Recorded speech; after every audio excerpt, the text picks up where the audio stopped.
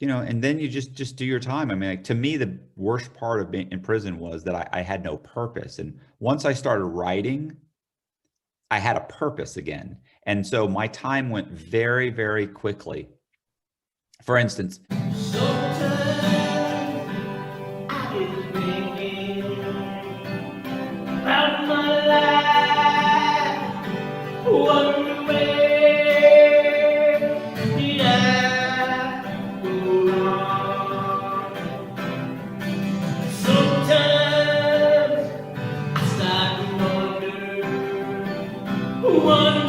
Here you go. Here's the. All right. Hey, YouTube guys out there. I got Matt Cox with us today. I'm very excited to have this guy. He's got a YouTube channel out there, guy. He's what, FBI's most wanted list for a while there. Been on American Greed, Dateline, written a lot of books. He's an artist, an author, podcaster. Matt, you've been doing a lot, man. Been doing a lot. Yeah.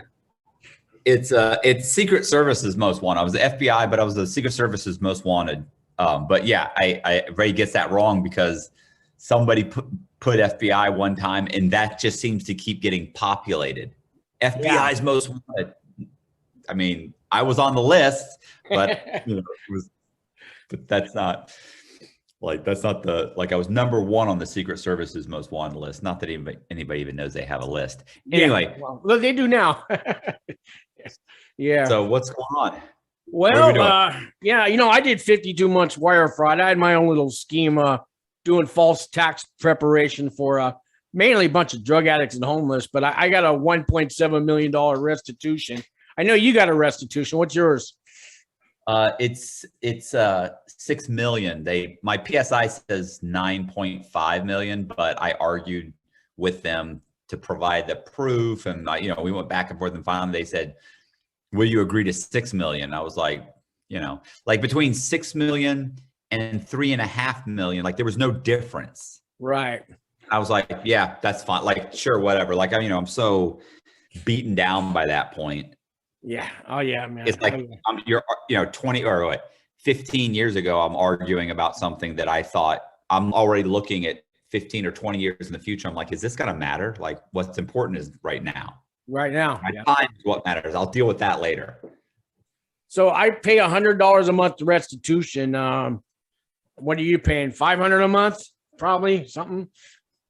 Fucking 650, 800. I mean, they literally, like, I don't think my judge 15, 16 years ago understood what bills would be like when I got out. So he was like, oh, it's $150 a month you have to pay. And anything over $2,000, you have to pay 25%. Oh, you so got it's one? like, yeah. Right. But so if you start doing, if you go, oh, okay, well, if you start doing the math, you start to realize, for me to pay my basic bills and pay restitution, I have to make like $6,000 or $7,000 a month.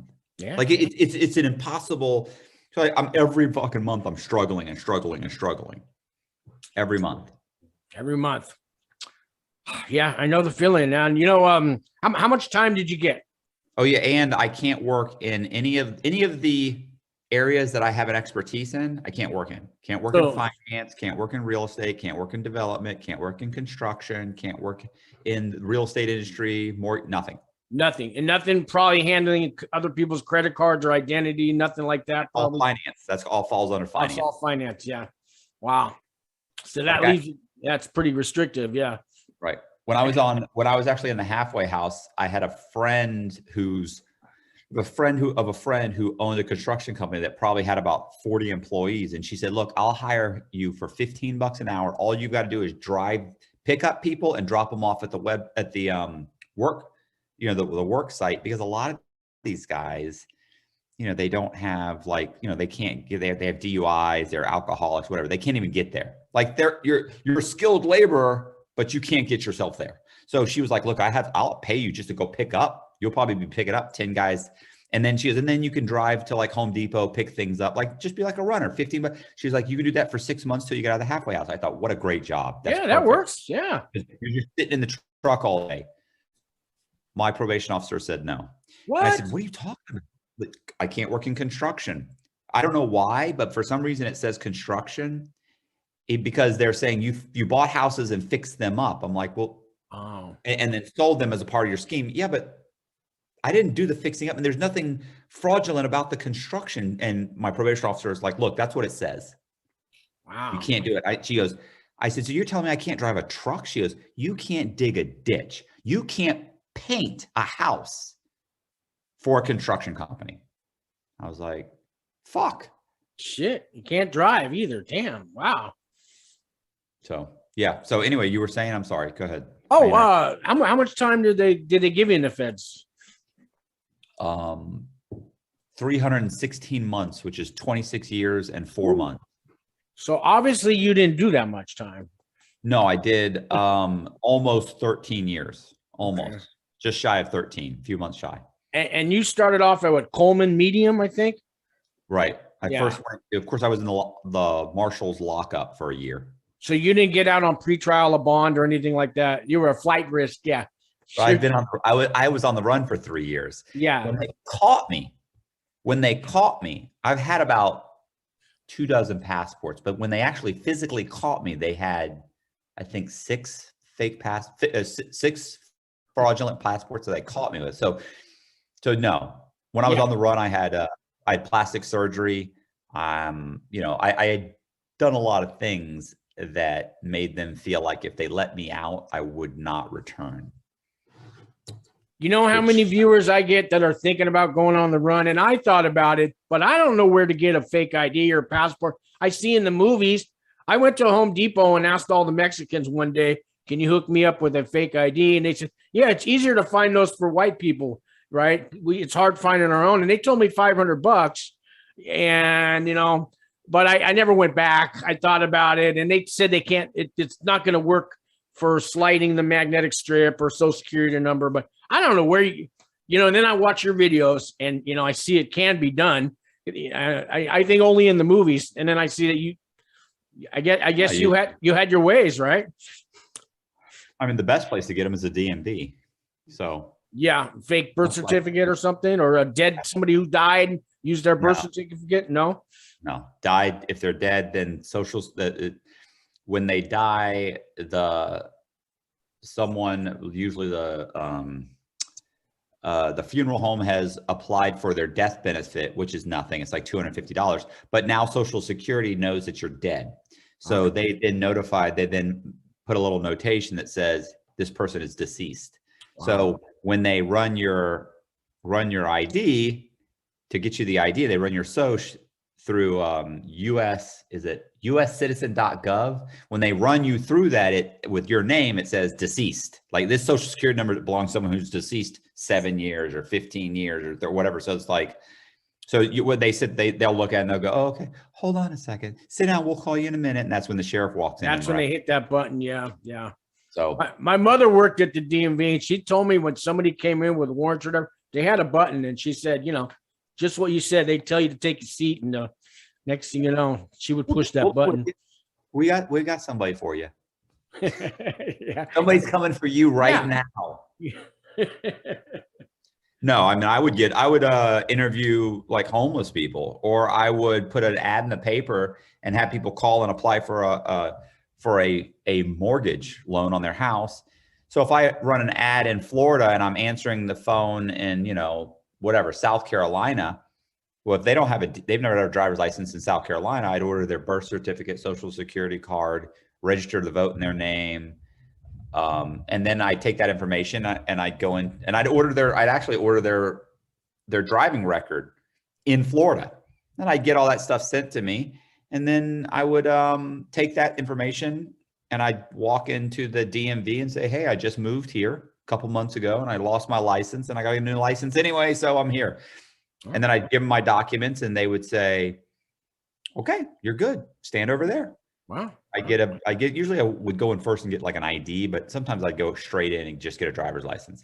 I've taken driving tests in South Carolina, North Carolina, Tennessee, where I actually had to take when I started doing the homeless people, I started having to take the tests because these guys haven't driven in 8 Right. years. Their license expired. So now I have to take the test again. Yeah, the actual driving test. Yeah.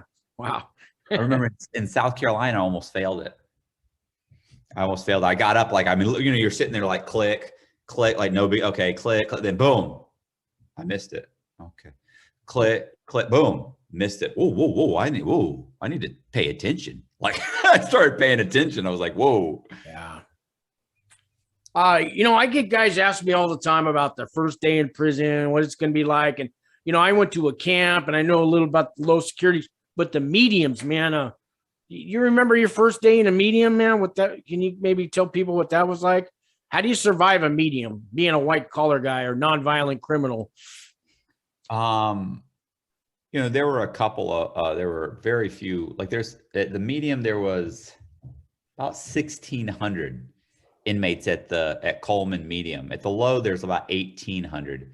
So there's about 1,600 guys there. And, I mean, initially I didn't talk to anybody. Like the very first day, you know, you get there and they talk, SIS talks to you. Well, medical comes in and talks to you. Like, you know, you have all these people come in through and they have a quick conversation with you.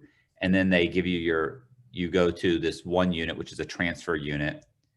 And so, you know, I went to the transfer unit and I walk up, I gave my little bed card and they gave me a cell and I went in, you know, I'm in there I got sent in with a, I forget what they call them. Basically they're American, but they're Mexican-American guy, this Mexican guy.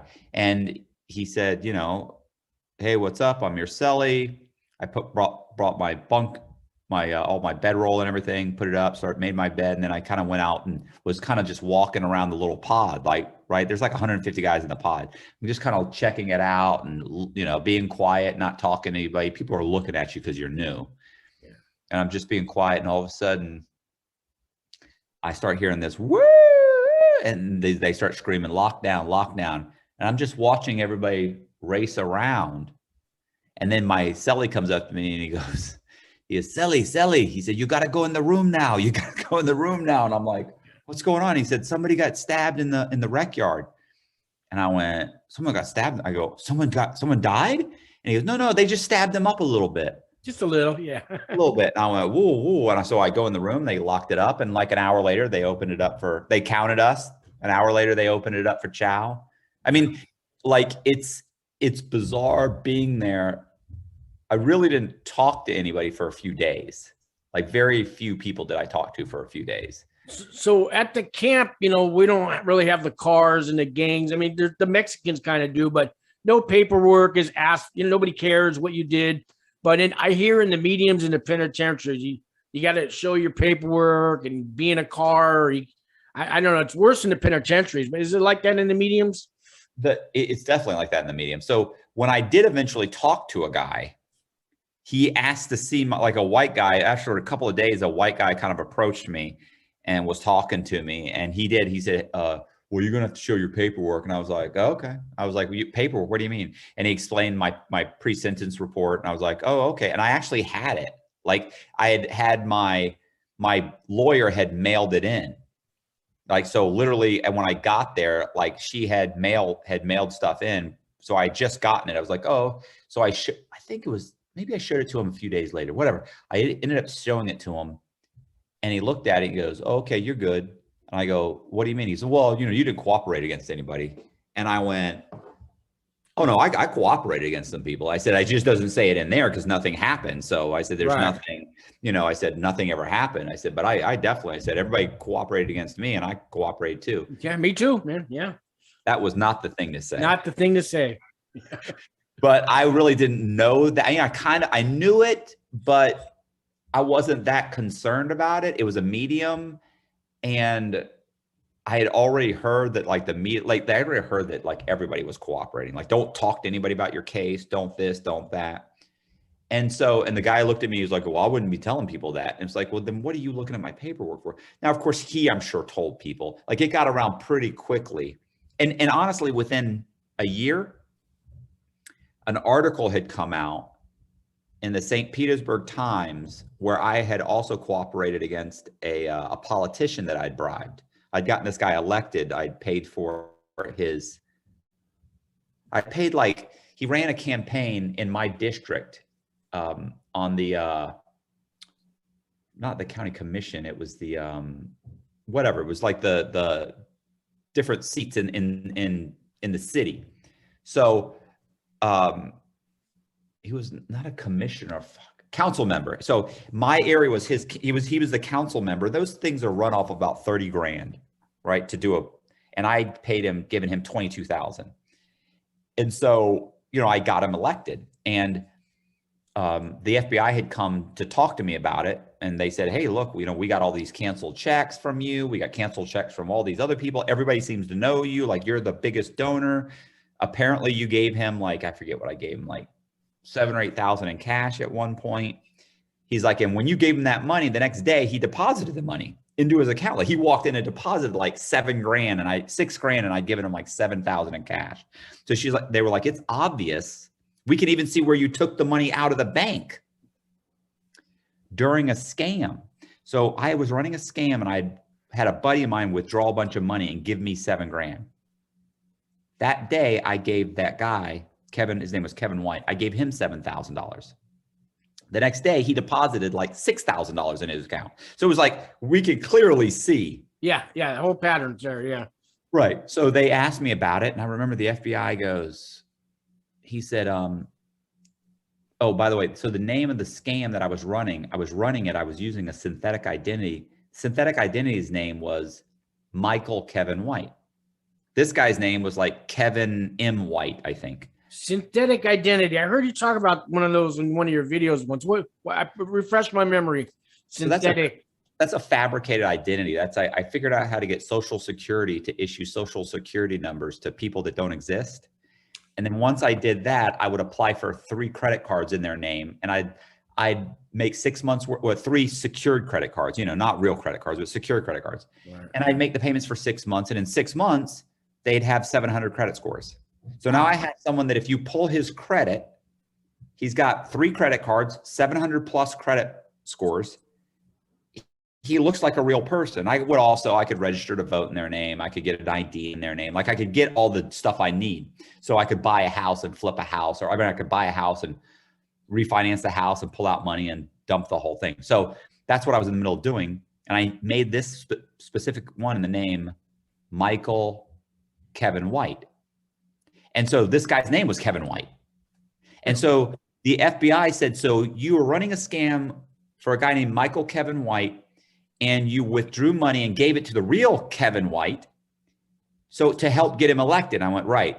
And they said, and he knew he was being bribed. I said, oh, yeah, absolutely. We had conversations where I was giving him the money to get him elected, so he could then vote for me to refinance about 100 properties that I had, vacant properties that were zoned single family.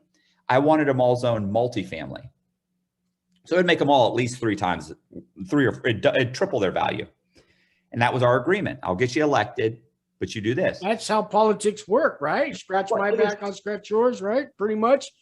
Just on a bigger scale. It does, but it's illegal. Legally.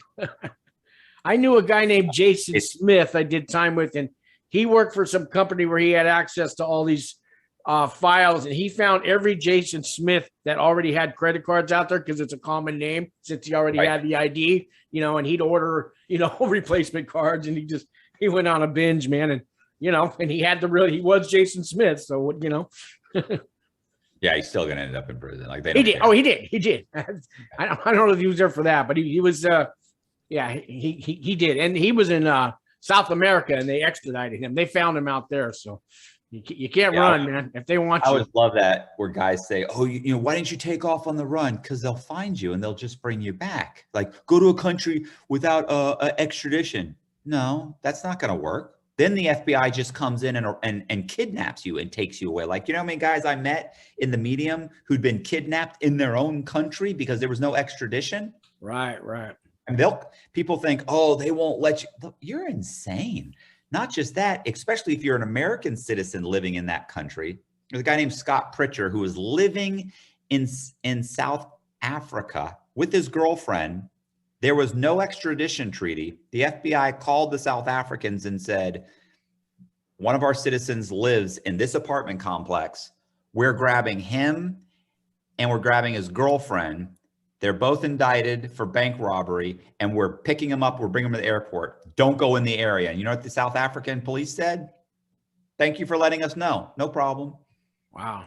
I mean, that's just that people are delusional. They don't really understand how things work. They watch TV and they think, you know, and they got their buddy Brad who told them this is how it works. And, you know, Brad's a smart guy. He works for FedEx. Yeah. So, you know, it's just like, what are you doing? Well, no, this is how it works. Why? Because Brad told you? Like, Brad told you. Yeah. So my point is, yeah, so that happens all the time. So, yeah, I had synthetic identity. So I remember the FBI, they got me in the, I'm in the visitation room and they're sitting there. And the guy says, so you took money from a synthetic identity scam you were running. You gave it to the real person. And they said, did he know? And I went, about what? And they go, about the scam. I said, no, no. And he goes, okay, Matt, how did he not know? And I went, well, he didn't know because I said, he goes, why'd you name your guy Michael Kevin White? And I went, because I'd seen his signs around the neighborhood. Oh. I said, I was already naming a lot of my synthetic identities. Like I was naming like David Silver, James Red, Brandon Green, you know, Lee Black. Like I was already naming them, color coding them. And I said, and I saw Michael, one day I drove by, I saw like Kevin White. And I thought, hey, I'll name the guy that. So I named a guy, Michael Kevin White, no big deal. And he goes, okay, Matt, the bribery charges that when you bribed him. I said, right. He said, the statute of limitations is up on that. I went, okay. That's good, right?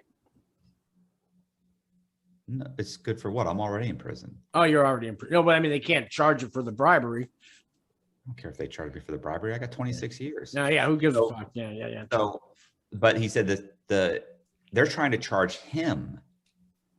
Okay. So they're telling me the bribery charges on him, the statute of limitations is already up. And I went, okay. I went, well, why are you here? They said, well, because if he knew about the scam that you were running in his name, and he was a part of that, and he knew about it, and he knew he was going to get money from it. Oh, conspiracy charges. He would be guilty of conspiracy to commit bank fraud. You were taking that money from a bank, so the statute of limitations on that crime has not run out. And I went, right, I understand. He goes, so did he know about it? And I went, no, he didn't know about it. And he went, the FBI looked at me and he goes, the FBI agent goes, he said, you understand that a jury wouldn't believe that he didn't know. It's got the same name, and we can prove that he got the money from the scam. Some of the money, obviously, it was hundreds of thousands of dollars, but he clearly got some. And obviously, and I went, right. And he said, plus we have another one of your guys, one of your co-defendants, who is telling us that he also knew and he was getting the money, or that he was getting the money. And I went, well, not that he knew, but that he was getting the money. And I went, right. And he goes, so did he know? And I went, no, he didn't know. I told you he didn't. Like, I didn't understand. The FBI was trying to tell us he was in on the scam, right? And you get your time cut. Yeah. I didn't realize what he was saying because, you know, I kind of, in a way, I hate to say that because I kind of felt like I almost did, like it was like, and so I remember I was like, I said, well, I mean, that's not true. I said, what, do you want me to lie? He goes, no, I don't want you to lie at all. I'm just saying if he did know, we could indict him and that would help you. Did he know? And I went, no. Like looking back on it, if I knew how the system worked now, I'd been like, fuck yeah, he knew. That's your ticket. Yeah. He knew. Like this guy's already a scumbag. He's going away anyways. If the feds got you, they got you anyways. So listen, they never indicted him for that. So a year later, they indict him on bribery charges for something else. But it's also he's bribing. That's how they are. If they can't get you on one charge, they'll get you on another one. When you're on their sheet, you're on their sheet, man. Well, it's not that. It's that he was a crooked politician, and he was crooked. So yeah. So they got him on another bribery charge, and he went to trial and he lost, and he ended up getting like 3 years. So it was like, it was stupid. He was going to go to jail anyway. Yeah. And I'm sitting there saying, no, it's not. No. Like, I don't even know what I was thinking. Cause if once you go to prison and you realize how it works, you're in such a shitty situation, and you realize just how horrible the system is. It's bad. I mean, and that guy was trying to give me an out on a guy that clearly was guilty of fraud. He'd committed fraud, and then he continued to commit it and got charged later. And, my dumb ass was like, no, that's not what happened. Whatever. But anyway, yeah, that's so the meeting. So what happened was, when I met with the FBI, there ended up being an article about that whole thing and them investigating him and coming to see me. And they even talked to my lawyer. My lawyer said, oh, I know the FBI's talked to him several times. So that there is front page on the St. Petersburg Times. So they put me in the shoe for my own protection, protective custody. So I was in there for about 45 days. And then they let me back out on the compound. So they come to me and they said, look, Cox, do you want us to ship you? And I went, for what? And they went, because the newspaper is everywhere. It says that you're cooperating. And I go, half the guys here, if you scream snitch, they turn around. And he goes, it's more like 95%. Yeah, he said, but 100% are lying about it. He said, and you may get a hard time. I said, I don't care. I said, I'm not here to make friends. Like, nobody's going to do anything to me. What are they going to do? They're going to say, don't walk the yard. Well, I mean, I'll walk the yard. And if I get beat up, I get beat up. I got too much. I'm just not going to be chased around. Like, if people are calling me names or whatever, fuck them. I don't give a shit. And luckily, I got very few people ever said anything to me. I had some friends that were there. I met some guys that were good guys to hang out with. And nobody really bothered me. And then after 3 years, I got moved to to the low. And when I got to the low, same thing, that same jacket followed me. Oh, this guy is a snitch. This guy cooperated. This guy, which is funny because I didn't get a reduction. At that time, I hadn't gotten a reduction. I just didn't give a shit about who knew. Yeah. I used to say all the time, guys would be like, hey, Cox, how much time you get? And I go, I got 26 years. I said, but somebody might slip up and tell me where there's a body buried, and I could be out of here tomorrow. Yeah, you tell me where the bodies are. I'm going to draw you a map, man. Yeah, and I just, so I would laugh about it. But, and they would be like, oh, it's like that? Yeah, it's like that. I'm not here to make friends. So, that's fucked up, Cox. And you go, yeah, all right. But it's so funny because it's better to just be either deny it from the get-go, or just own up to it and just understand that, you're going to be alone most of the time and you're better off. Yeah. So I ended up at the low. I ended up with a group of guys that were pretty cool. You end up with 4 or 5 guys that you hang out with most of the time. And I just didn't talk to anybody. You were there with RDAP Dan, weren't you? Yeah. No. Wait. I was there, but I didn't know him. Like, we were there at the same time, but we never talked or met. Okay. Look, now the low's 1,800 guys, and I'm in a different building. Yeah, that's big. He was in RDAP. Like, he went into RDAP almost immediately. Okay. Did you do RDAP? I did RDAP twice. Ah, yeah. You didn't make it the first round. You got retread. I never made it. You never made it. Oh. No, I only went in RDAP so that they would put a management variable on me. So a management variable is when they can't move you from an institution. Like, he has a management variable. He has to stay at this institution. Okay. If you're in a program like RDAP, they put one on you for a year. So I checked into RDAP. I went in and said, look, I got an alcohol problem. Or no, I think I said opiates. I have an Oxycontin problem or whatever. And it was in my PSI, and the judge recommended it. Okay. So they let me in. And I waited 6 months before they put it on me, because they were telling me they were going to ship me. So what happened was I got my sentence reduced twice, and then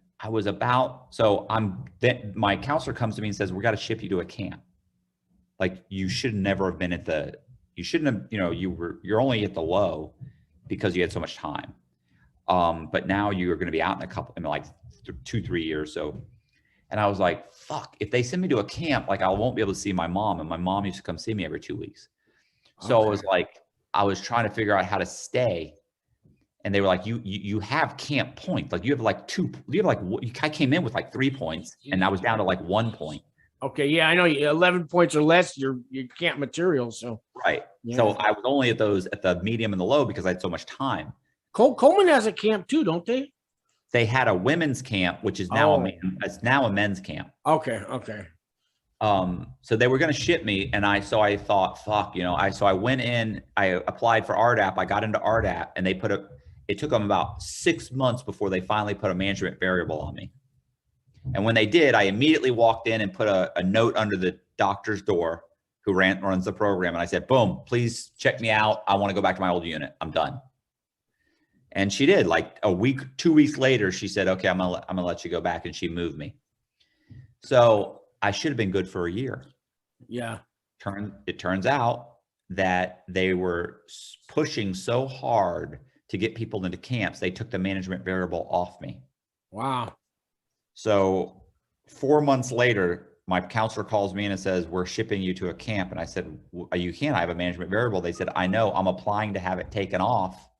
I said, but it's good for a year. And she said, typically it is, but under special circumstances, we can have it removed. And I'm having it removed because they only put it on you for RDAP. She said, and on top of that, she said, we really are being pushed to put people in camps and you shouldn't be here. But I'm still thinking, my mom comes to see me every 2 weeks. If I go to a camp, I won't be able to see her. Yeah. So I said, well, you can't do that. I'm supposed to be going back to RDAP. She goes, you are? I said, yeah. I said, I was just approved and they're bringing me back like at the end of this week. And she goes, oh gosh, I didn't know that. No, that's a complete lie. So I turned around, she goes, okay, well, then I'll hold off on putting this in. I said, no problem. I turn around, I go straight to the RDAP and I say, hey, I need to be checked back in. I got a problem. I need this program. Yeah. And so they brought me back to the program, put me back in, put the management variable back on me about 5 months later. And I immediately checked out again. Yeah. So I went back to my unit for about 2 months and then I went straight to a halfway house. Okay. All right.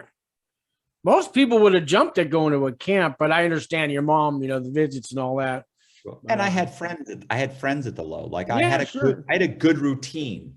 You're already, yeah. And I guess you felt comfortable there. And I did all my time at a camp and, we don't have the fences at a camp. So we got the good stuff, real cigarettes, whatever you want, real alcohol. You don't have to depend on the guards to bring anything in. You just walk to the side of the road and pick up a bag, Some guys go to the store, come back, it's be back by count, It's crazy. I heard the guys in Atlanta were actually leaving the camp, going and robbing 7-Elevens and stuff and shit, and then they were coming back.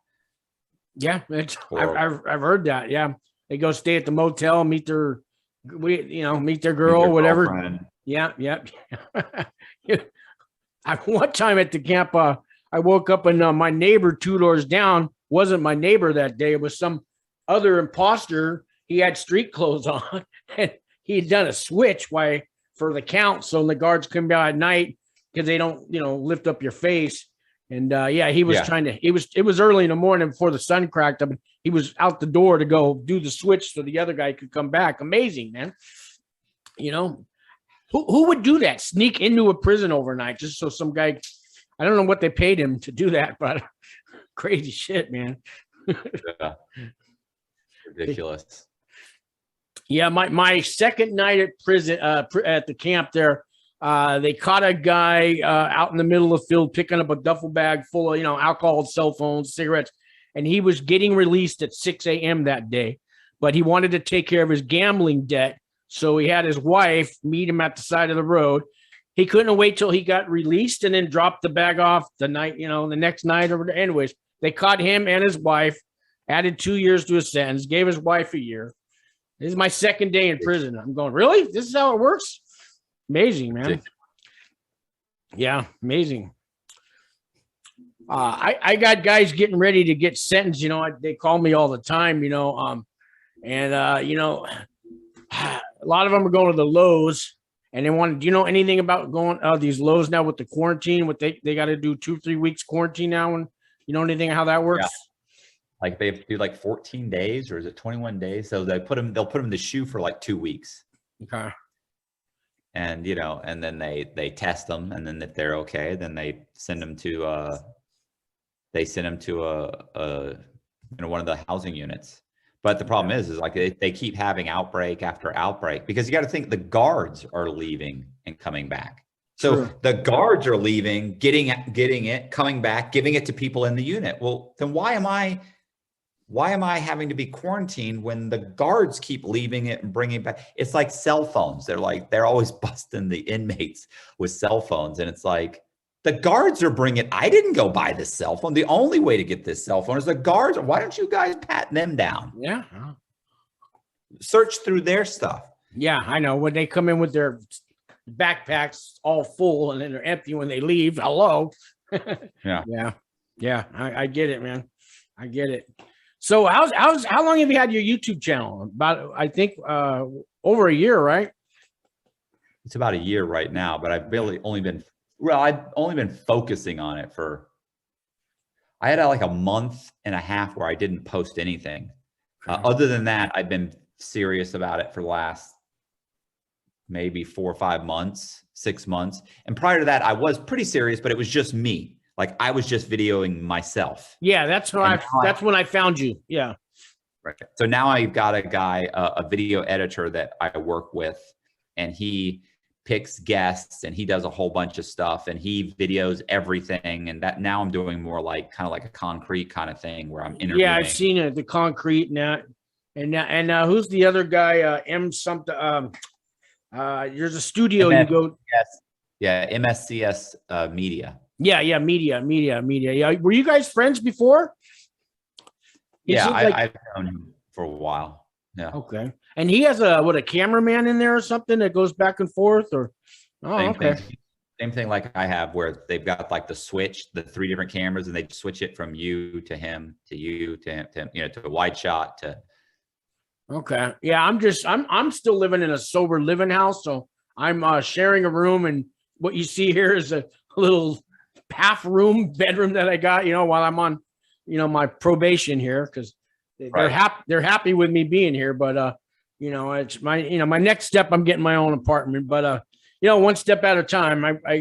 I've been out about 2 years. I got a year left on probation. Right. I've seen that you're getting you got a travel pass to go to Amsterdam lately.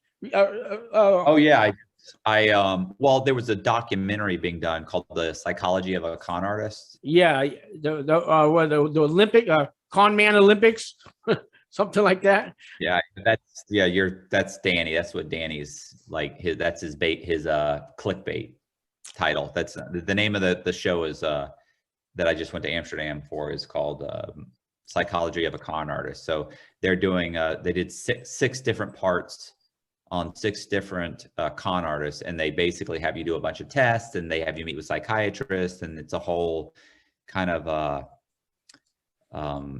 I don't know, analytical thing they're doing, to try and figure out like what makes someone a con artist, I guess. I don't know. Right. It's interesting, and it was a cool show. It was cool to go there and do that. I had to get permission from my judge to go. So I mean, because I can't get a passport just by myself, so I had to get permission, 1, to leave. You know, first I had to get permission just to leave the country, and 2, you have to get permission so the judge had to give me permission to first get my passport, and secondly to leave the country to do this. So and then of course my probation officer has to give me a travel pass. Right.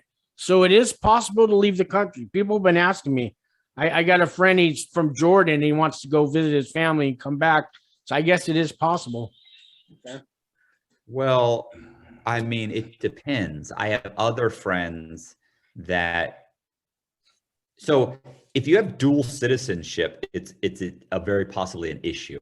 Okay. So if you're a U.S. citizen and it's for work, and it's work related, then you have a good chance of being able to go. Like the first time I was on probation, I was allowed to go to Norway and England. Wow. Because I've been in trouble before. So I was allowed to go then. Once again, had to go to the judge, had to ask permission. They gave me my passport back because I actually had one at that time. So they gave it back to me, let me go, come back. So, you know, so I knew it was possible. And in this case, it was specifically for work. It wasn't like I was going there. You know, every time I talk to somebody, everybody's like, "Oh, bro, so that's cool. You went to Amsterdam." I was like, "Okay, well, it wasn't. I was there for work. I did have like a day and a half just because of the way the flight was, where I actually was able to kind of walk around the city, you know, which was cool. But everything's closed.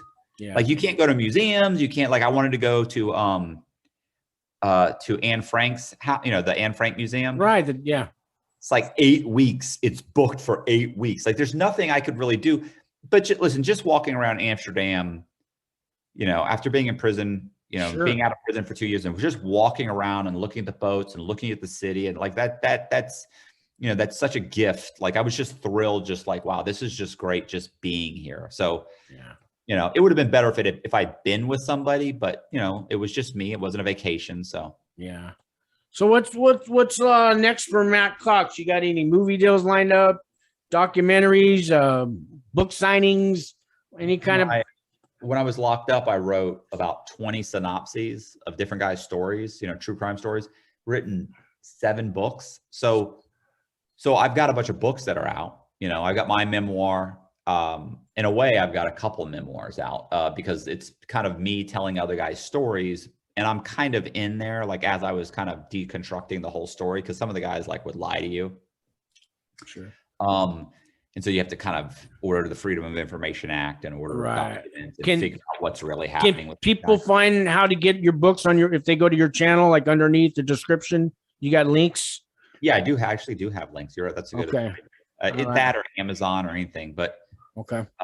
Yeah, but anyway, yeah, I'm currently working with a couple production companies. I'm trying to get some production deals. One of my guys is probably gonna have a documentary done on him. It's pretty much for sure. And I got another guy that there's one in the works. You know, it's just I'm working all the angles and trying to do everything I can do to survive. Yeah, no, I wish you the best. I don't want to see you go back to prison, you know. You know, I believe a tiger can change his stripes, believe it or not. That's what I try. I'm doing my best to do that. Hey, I do want to, you know, thank you for your time and everything. But before we go, do you have some advice for a lot of people that call me are getting ready to go to prison? They've been sentenced and all that. You got some advice for them or people that are just about to get sentenced? Maybe what they could say to the judge on that sentencing day? Honestly, you know, the PSI is done. Like that, the pre-sentence report is done. Like, I mean, what do? You take responsibility. You know, there's really not much you can do unless you've cooperated and you've got like a 5K1 or a Rule 35 that's coming up. But I mean, you can basically just lay out, you know, look, Your Honor, you know, I made a mistake and this is what happened and I'm hoping to get out as soon as possible. So, you know, you know the basic thing, but I think the judge hears it 1,000 times. I don't know that it does any good. I don't know that it doesn't, but I personally don't think it, I feel like they followed, like, basically they follow the PSI. Yeah. That's it. So to me, my whole thing is if you're going to prison, like your best bet is to find something to do that you enjoy. You know, don't talk about other people. Don't gossip. Don't borrow money. Don't borrow anything. Don't borrow money. Don't gamble. Don't gossip. Be respectful to everyone. Keep to yourself. Get a core group of guys that you can hang out with. You know, and then you just do your time. I mean, like, to me, the worst part of being in prison was that I had no purpose. And once I started writing, I had a purpose again. And so my time went very, very quickly. For instance, RDAP, if I had completed RDAP, I would have gotten out a year early, right? Well, it would have been about 8 or 9 months early because I really didn't have enough. By the time they cut my sentence, I didn't have enough time. But regardless of that, the point is that I didn't even try and finish RDAP. I didn't get kicked out. I dropped out twice because I was so okay with being in prison by that point. I wasn't desperate to get out. I was enjoying writing these guys' stories. I knew what the environment was. And I was very, but you know, I'd been in so long, I was very anxious about getting out. I literally, when I left prison and I looked back at the prison, I remember my brother said to me, well, I'll bet you're glad to be done with that place. And I started crying. And it wasn't because I was so relieved I was getting out. It was because I was leaving all of my friends. So my whole world was in that prison. So when I was leaving it, it was like I was leaving my family. These were all guys that there were 4 or 5 guys in there that I deeply, deeply liked and cared about. And I was leaving them, and you wouldn't, going into prison, you wouldn't think that. And I always mention this to guys, is that you think like, oh, you're going to, oh, it's hell and it's this and that. Well, your expectations of life are pretty high at this point. Once they get lowered, yeah, you'll start enjoying the little things. And I remember a guy told me one time, there are going to be moments. You don't think it right now. This is when I first got arrested. He goes, you don't think it right now, but there will be moments when you will be laughing and having a good time, and you will look around and you will think there's no place I'd rather be. These are great guys. It was about 5 years later, I was playing Risk, which is something you really can't play out here because it just takes too long. Like we're playing 8 and 10 hours. You're breaking that game up over multiple days, you know, and we're playing the game and we were sitting there and laughing and screaming and just, it was hilarious.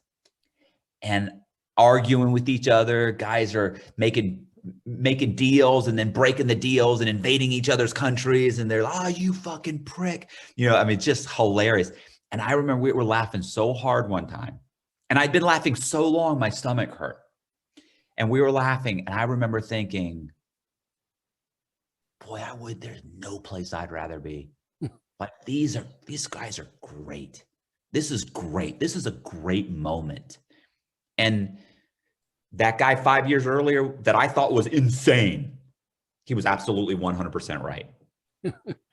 I know the feeling. I had a little rock band that I started with 4 guys, and there was moments we were playing. We didn't even know we were in prison. We have the music room and we're rocking out, and, you know, and we're just making up, you know, everything's, it's like all my childhood dreams of being in a band, you know, and but just never done out here. Never done that out here. And we had time to, you know, fine tune these songs, and it sounded so good. And, you know, we looked and people were watching us and clapping, and just that moment, man, it's like, yeah, this is, yeah. You know what I mean? I think what's important is to hold on to that out here. Like the person I was when I went into prison is absolutely not the person I am now. You know, like, I mean, do I want to make money? Of course I want to make money. But honestly, like, that is not in my, that like, to pay my bills, okay. But that is not that is not in the decision making when I choose to do something. I need to make a certain amount of money every month for my bills, but I'm doing things because I enjoy it or I like it, and I want to do it. And yet I am making my bill. I'm very easily making my bills at this point, which is great. And now when you make money, it's honest money. It's different, right? It's, you know what I mean? I'm not worried about it. I'm not looking over my shoulder. I'm not concerned about it. I'm not. Yeah, you earned it. You know, I mean, when there's taking money and because I did that too. But now when I get a paycheck, you know, this is rightfully mine. It's yeah.